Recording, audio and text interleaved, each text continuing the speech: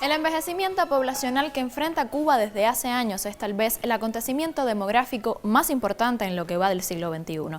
Para este 2025 se prevé que la población que clasifica como adulto mayor sea de alrededor de un 26% de la sociedad.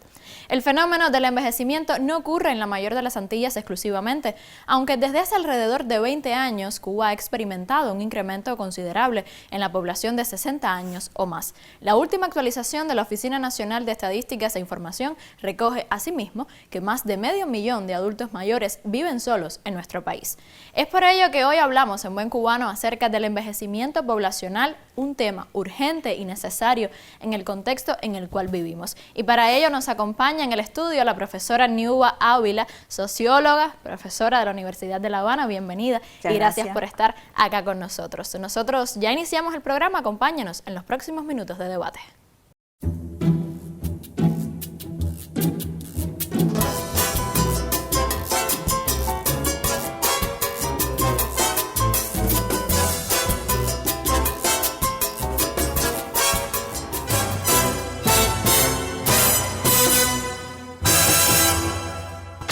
Comenzamos el diálogo en Buen Cubano hablando acerca del envejecimiento poblacional.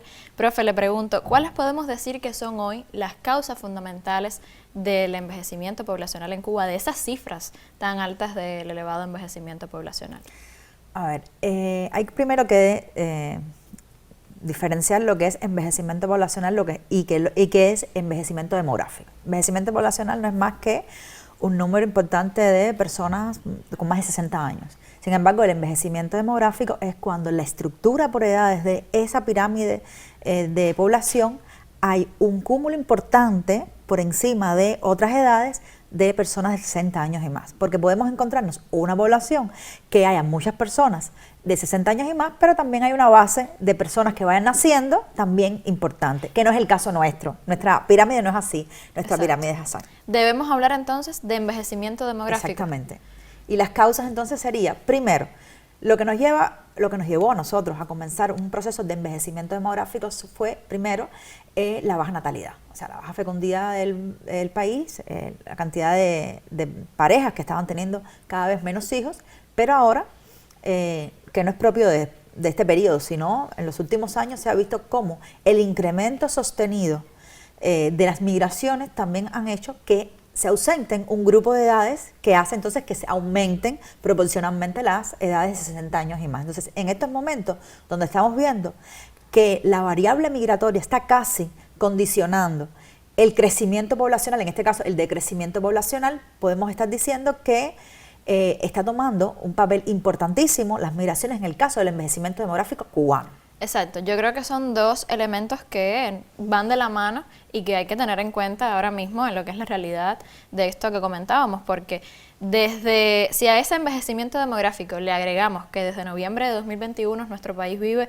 la mayor oleada migratoria de su historia, se impone una pregunta y es ¿qué está pasando con nuestros adultos mayores? ¿Cómo son sus condiciones de vida para esas personas de la tercera edad en Cuba que muchos de ellos hoy viven solos? Bueno, el tema de los adultos mayores viviendo, o personas mayores, que es ahora el término que está de uso, ¿no?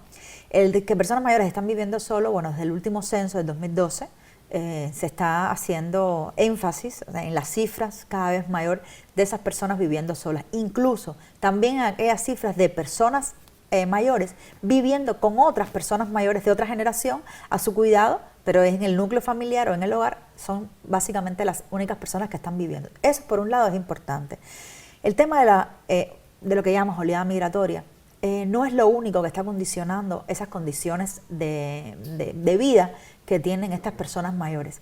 También tiene que ver con, desde la autonomía económica que tienen estos adultos mayores, desde las prestaciones sociales que se le da a los adultos mayores, desde las propias condiciones del país.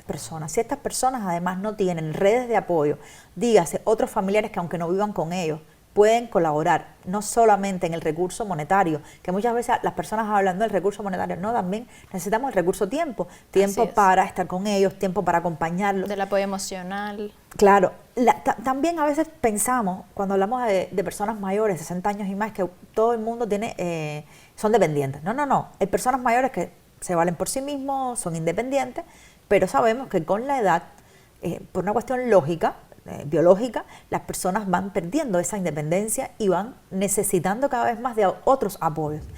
Entonces, el índice de dependencia, que muchas veces nosotros lo sacamos, o sea, se calcula solamente desde el punto de vista económico, o sea, cuántas personas están dependiendo de personas que son económicamente activas, pero también ese índice de dependencia no solamente del ingreso, sino también del tiempo, de quién va a apoyarte, quién va a acompañarte, quién va a estar contigo. O sea, yo creo que es un tema tan complejo, en una sociedad que de por sí ya es compleja, que realmente yo creo que es un programa, no vamos a poder cubrirlo. No, porque todo. abarca indiscutiblemente a todos los sectores de la sociedad, y si hablamos del envejecimiento demográfico y de los adultos mayores, también hay que hablar del tema de las familias, de la organización familiar, y de un asunto que es que muchos adultos mayores hoy, por las propias políticas del país, se han reincorporado al trabajo. Y sabemos que a veces algunos de ellos no les alcanza con su jubilación, tienen que reincorporarse al trabajo. Pero ¿cómo valora usted ese proceso donde me habla de un índice de dependencia, ¿no? Donde hay algunos adultos mayores que se reincorporan al trabajo pero tienen algunas dificultades de salud, etcétera? ¿Cómo se trata eso, ¿no?, desde las políticas? A ver, yo creo que eso es importante porque en nuestro país, desde hace ya varias décadas, tenemos una mortalidad baja, cosa que varía porque ya con un nivel de envejecimiento, el tema de que le aumentan la mortalidad es normal porque, bueno, hay mucha población que por la edad debe fallecer. Pero hablemos también de la morbilidad, disculpa. O sea, vivimos más, pero ¿cómo vivimos? ¿Con claro. cuántas enfermedades? ¿Qué tipo de enfermedades? Entonces, estamos hablando de personas mayores que muchas veces tienen comorbilidades, o sea, más de una enfermedad. Entonces, hay que ver si es importante que las personas se integren, que las personas, si están en condiciones, puedan volver a trabajar en un país con un alto nivel de envejecimiento poblacional. Cuba tuvo que cambiar los clasificadores de niveles de envejecimiento porque ya nosotros estábamos en el grupo 3 y nos quedábamos pequeños con esas cifras y tuvimos que cambiar los clasificadores para nosotros. Entonces, estamos hablando de un país con un envejecimiento alto, un país que necesita personas que trabajen. Entonces, bueno, eso de reincorporar claro. pudiera, de alguna manera, qué bueno que las personas se pueden reincorporar al trabajo, qué bueno que lo hagas por voluntad, pero hay algunos que no tienen las condiciones porque además no todos los puestos laborales con 60 años claro. los puedes realizar. Entonces, es un poco complejo. Yo sé que es necesario, de hecho hay demandas, porque muchas veces las personas se jubilan y piensan que van a descansar y se convierten entonces en el mandadero, en el cuidador de la casa, y dicen, no, espérate, yo todavía tengo fuerzas, tengo ánimos, tengo tiempo, voy a dedicarme al trabajo, pero otros no lo van a poder hacer de la misma manera. Así es.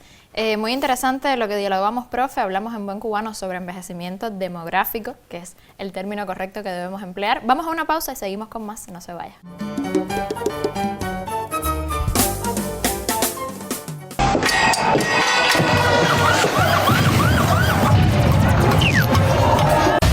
Las realidades del mundo actual exigen agudeza visual. Por eso aquí miramos y analizamos con Visión 2020.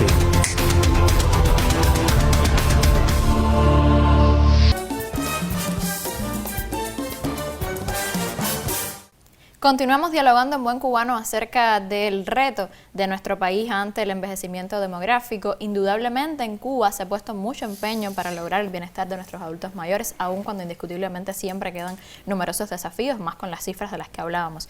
Y ahorita mencionábamos el tema de la familia. Creo que es importante mencionar cómo se comporta, ¿no?, el tema de la organización familiar para el cuidado de los adultos mayores. ¿Cuál es esa realidad en Cuba hoy? Bueno, ahora introduciste un tema sumamente importante y además muy actual, que es el tema de los cuidados.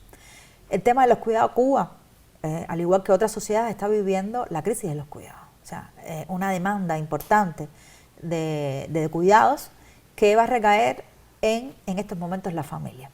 Existen 4 actores que son los actores que proveen cuidado. En este caso sería la familia, el Estado, la comunidad y el mercado. Entonces, en el caso cubano, de hecho en la bibliografía puedes encontrar algo que se llama el diamante del cuidado, o sea, sí, donde se sitúan esos 4 actores. En el caso de nosotros ese diamante está deformado, porque debería haber un equilibrio entre la responsabilidad de cada uno. y nuestro diamante está muy deformado en detrimento de la familia. O sea, es la familia la encargada, la responsable, la máxima garante de cuidados. Nosotros tenemos, por suerte, casi reciente, hace 2 años y medio, que se firmó y se aprobó el nuevo Código de las Familias, en el cual se hace mucho énfasis en el tema de los cuidados, del derecho al cuidado, del derecho de los cuidadores y de las personas cuidadas. O sea, yo creo que estamos en un momento en el cual los cuidados están siendo muy visibilizados. Bueno, el recién aprobado Sistema Nacional para el Cuidado Integral de la Vida es un ejemplo de ello. O sea, que se está visualizando que es un problema, o sea, que es un tema, el tema de los cuidados, y que está recayendo en la familia y que está recayendo fundamentalmente en las mujeres. Entonces, eso es un hecho que por suerte ya está en la agenda política, pero que es muy lento, porque necesitamos recursos para todo, para hacer un sistema integral de cuidado. O sea, se necesitan recursos, pero mientras eso sucede, es la familia la que está sufragando, o sea, o está haciéndose responsable de esos cuidados. Incluso ahora que se incluye el tema del mercado, o sea, con privados ofreciendo de manera legal, porque sabemos que siempre han habido de manera informal cuidadores, los privados ofreciendo ese servicio de manera legal, también es la familia la que está soportando económicamente esos cuidados. Familias en Cuba y familias fuera del país, porque es un servicio caro. Y por otra parte, es verdad que ya se están moviendo este actor privado en este diamante, el tema comunitario, muchas organizaciones, por ejemplo las iglesias, los vecinos. O sea, hay un movimiento realmente, pero lo que es insuficiente, porque estamos hablando de un país que tiene un nivel alto de envejecimiento. Hay municipios acá en el país que tienen más del 30% de su población con mayores de 60 años y más. Plaza de la Revolución creo que es el más envejecido de La Habana. O sea, el municipio más envejecido de Cuba. Así es. Hablar de cuidados implica, por supuesto, también hablar de cuidadores.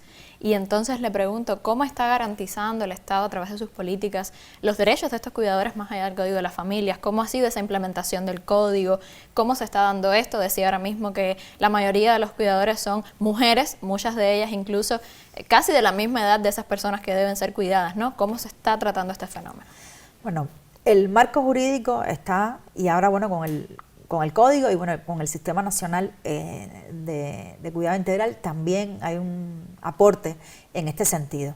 En el tema de los cuidadores, yo creo que el código primero ubica la figura de los cuidadores como una figura importante. O sea, si siempre estamos hablando de la persona que necesita cuidado, la persona mayor que necesita cuidado, pero bueno, los cuidadores. ¿Quiénes son esos cuidadores? Fundamentalmente, como decíamos, cuidadoras. ¿Pero cuidadoras de qué edad? Son familiares, no familiares. Todas esas cosas. Y que muchas de esas personas también trabajan y tienen una vida laboral activa. Muchas personas dejan de trabajar. Fundamentalmente las mujeres, cuando llegan a la edad de jubilación, no se reincorporan a trabajar porque ya se quedan como cuidadoras, primero de sus padres y luego ya se quedan como cuidadoras de la familia, del hogar, etc. Realmente, de hecho, un paso más allá que quiere dar el Sistema Nacional que te hablaba, es precisamente considerar. Primero considera, eso sale en la ley, que considera el cuidado como un trabajo. Claro. O sea, no solamente es un acto de amor, no, es un trabajo que lleva tiempo, requiere que dejes a un lado tu vida personal muchas veces, y lo que quisiéramos es que realmente, ojalá, para esos cuidadores pudieran ser retribuidos económicamente, porque están realizando un trabajo. Están dejando de percibir quizás un ingreso, están dejando de hacer otras cosas y son personas que necesitan, tienen derechos y tienen demandas también para seguir viviendo, ¿no? Así es. Entonces, en materia de políticas públicas, incluso de conciencia por parte de la sociedad, ¿qué cree usted que falta en ese sentido en torno al tema de los cuidadores, ¿no? Incluso de la conciencia de la propia familia? Bueno, a ver, el marco jurídico yo creo que hemos avanzado bastante. Por ejemplo, el Estado durante un tiempo proporcionó cuidadores a familias que pudieran pagarlo. Incluso en algunos momentos, hace muchos años, se hablaba de familiares que se podía pagar una parte para que fueran cuidadores de las familias, pero es insuficiente. Estamos hablando de una cifra importante. más de 30% de personas mayores, eso sin contar personas que no son personas mayores, o sea, son menores de 60, pero que requieren cuidados. Y como te decía al inicio, estamos en un marco que realmente está en la agenda política, o sea, está en los principales puntos este debate, pero lento, porque además necesita recursos. O sea, a la par, que necesitamos brindar y buscar cuidadores y brindar cuidado, necesitamos, para que el país funcione, otras cosas. Más allá de las políticas hacen falta recursos. Incluso también más visibilidad en la agenda mediática, aun cuando esté presente en la agenda pública, ¿no? Yo creo que en la agenda, en los medios, el tema de los cuidados está presente. Hace muchos años pongo el ejemplo de la Red Nacional de Estudios sobre Cuidados, que radica, o sea, se dirige desde la Universidad de La Habana, pero es una red nacional que se coordina con todas las universidades del país, con muchísimas personas que están dentro de esa red, y se ha hecho muchísimo junto con el Ministerio de Trabajo y Seguridad Social, muchísimo, bueno, por lograr ese sistema, por visibilizarlo, por llegar a muchísimos municipios, a muchísimos barrios, a las escuelas primarias, a las escuelas secundarias también, para educar y también concientizar a las nuevas generaciones. Yo creo que sí. Lo que pasa es realmente muchas veces el marco jurídico está, la voluntad está, pero los recursos faltan en un país que, ya digo, no solamente nos preocupamos por el cuidado, existen otras problemáticas que están ahí. Así es. Profe, les propongo ir a otra pausa, seguimos con más. A usted les recuerdo que puede sugerirnos temas a tratar en nuestros debates a través del correo electrónico en buencubano@icrt.cu. Ya regresamos.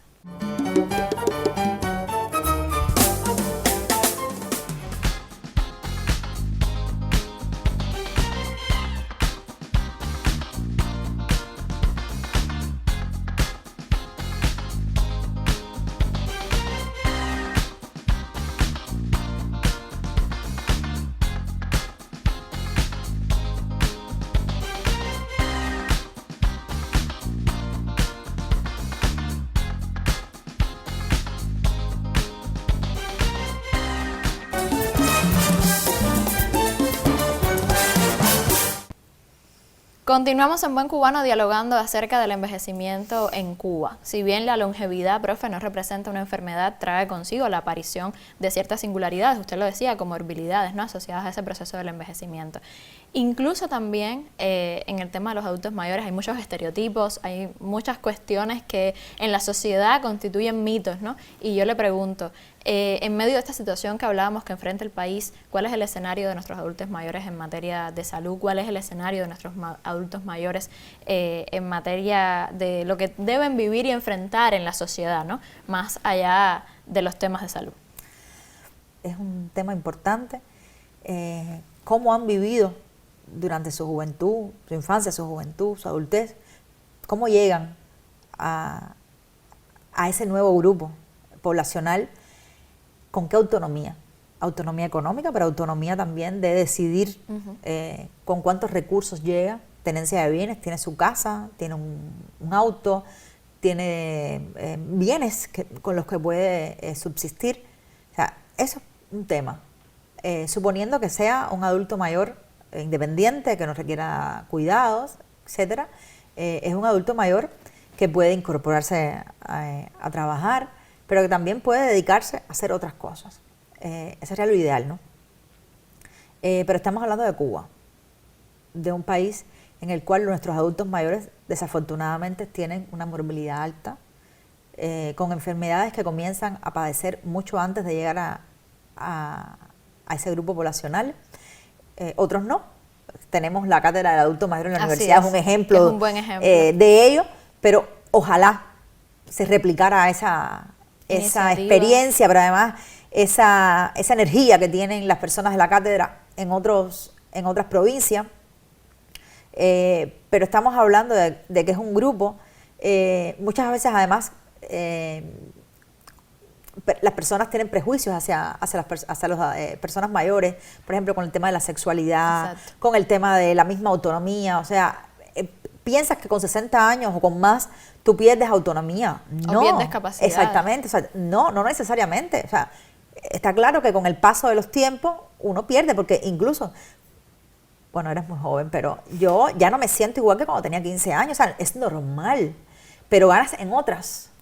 Ganas en experiencia, pero ganas incluso en otras ramas. Puedes tener más tiempo con tu familia, te puedes reinventar, pero sí es cierto que estamos en un contexto muy complejo.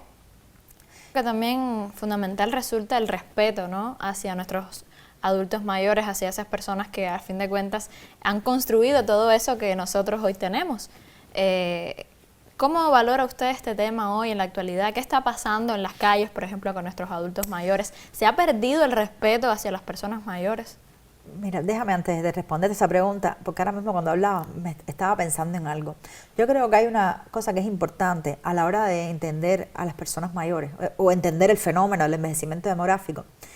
Y es que ya en el contexto internacional se está hablando de varias edades dentro de ese grupo poblacional, porque es una cuestión metodológica y arbitraria. Bueno, cuando cumples 60 años pasas a formar parte de los grupos envejecidos, sí, de la tercera edad, de la cuarta edad, de las personas mayores, etcétera. Pero realmente recordemos que todo eso, esas definiciones, esos conceptos se crean cuando el envejecimiento demográfico que estamos viviendo hoy realmente no era así. Y llegar a 60 años, o sea, los llamados viejos de hace 40 años, 60 años, no son los llamados viejos de hoy. O sea, hay cambios. La edad también es una construcción social. O sea, antes ver a una persona de 60 años, tú lo veías como una persona muy mayor, muy vieja, y ahora realmente con 60 años todavía estamos trabajando, todavía somos las llamadas abuelas jóvenes, o sea. Claro, también porque históricamente, bueno, luego del triunfo de la Revolución, Cuba tuvo una esperanza de vida mayor. Exactamente, no, pero hablo incluso en el plano también internacional, o sea, al aumentar la esperanza de vida, ya tenemos que estar pensando en que ese 60 años, ya de hecho, ya es una cosa arbitraria. O sea, usted se jubila con esa edad, pero ya hay muchos países con un alto nivel de envejecimiento en el cual la edad de jubilación ya ha variado, 65, 67, o sea, ha variado, y me imagino que en algún momento ya esa definición o esos parámetros de 60 años también va a tener que variar, porque estamos hablando de sociedades diferentes. Y me decías con el tema del respeto. Sí, o sea, desafortunadamente hay evidencias de investigaciones en los cuales el respeto a la autoridad, o sea, el respeto a la edad de Cuba se ha flexibilizado.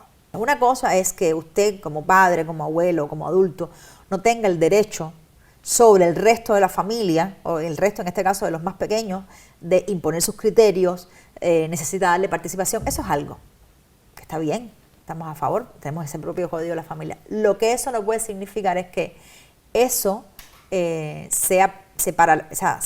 asemeje con una total pérdida de la jerarquización por edad. O sea, usted tiene un respeto, pero no respeta al adulto mayor, o sea, respeta a todas las personas. Claro. Primero, son personas que tienen derechos que hay que respetar, personas que han aportado, personas que siguen aportando, personas que muchas veces han dedicado su vida al cuidado de otros, a construir lo que tenemos. Entonces, siempre pienso en, primero, que son personas, independientemente de la edad, y segundo, que son personas que han aportado mucho, claro, y siguen aportando. Entonces, ¿qué debemos hacer o qué debemos potenciar en nuestra sociedad para que no siga pasando eso y respetemos a todas las personas y, por supuesto, a nuestros adultos mayores? Bueno, la educación, pero no estoy hablando de la escuela, o no estoy hablando solo de la escuela, estamos hablando de la educación desde que nacemos, la educación en todos los sentidos, y también visibilizar el valor que tienen nuestras personas mayores. O sea, yo creo que es importante visualizarlo más.